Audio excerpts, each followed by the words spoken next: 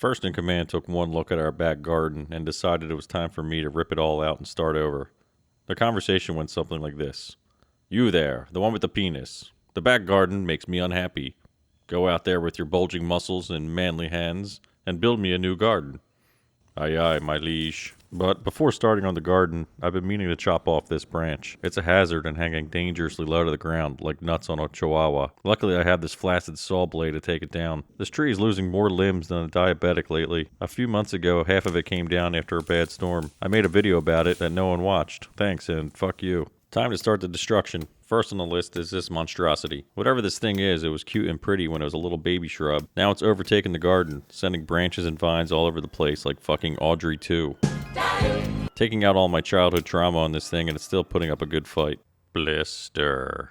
The real challenge was digging up this stump by hand, but I don't own a stump grinder, so I didn't really have a choice. Luckily, I'm fucking jacked, so it didn't take long. Speaking of stump grinders, there was once a marginally attractive stripper that was employed at a classy establishment known as Show and Tell. She only had one full leg and one half leg that stopped at the knee, and despite this handicap, she was still able to work the pole and grind a lap dance just as good as her full-legged colleagues. Despite the weekly dildo shows, Show and Tell has since shut down, unfortunately. There are times I stay up at night wondering what happened to that young professional. Sometimes I imagine her on a quest to find the other half of her leg, but every time I hear the term stump grinder, I think about that fine young lady. Now that I have your attention, let's get back to the garden.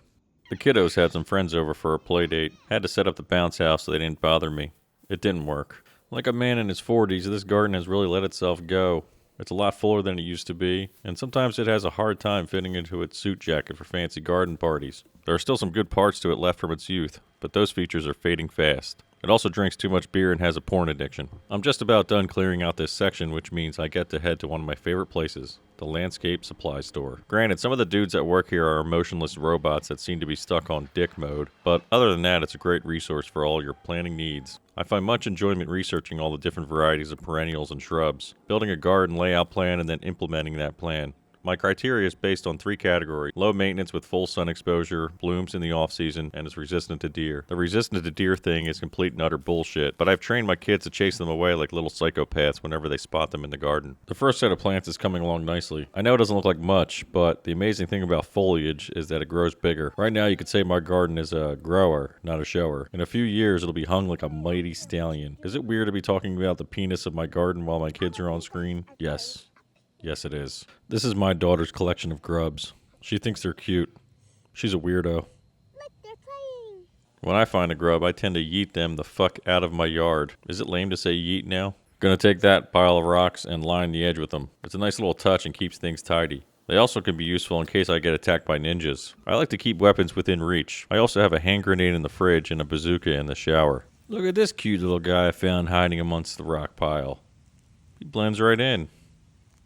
I love him.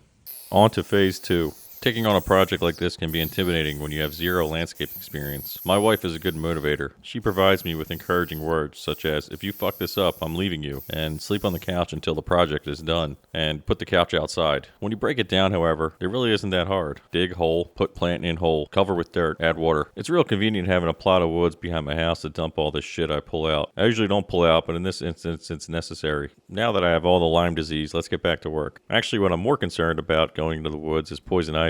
I'm just slightly allergic.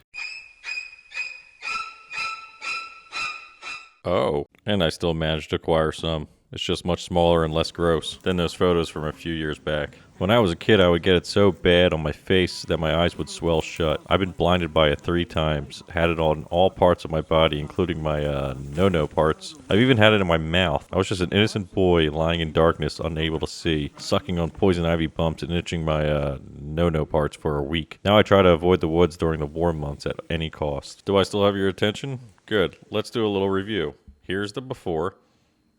And here's the after. Granted, it doesn't look like much right now, but like I said, it's a grower, not a shower. Okay, thanks for watching. See you next time.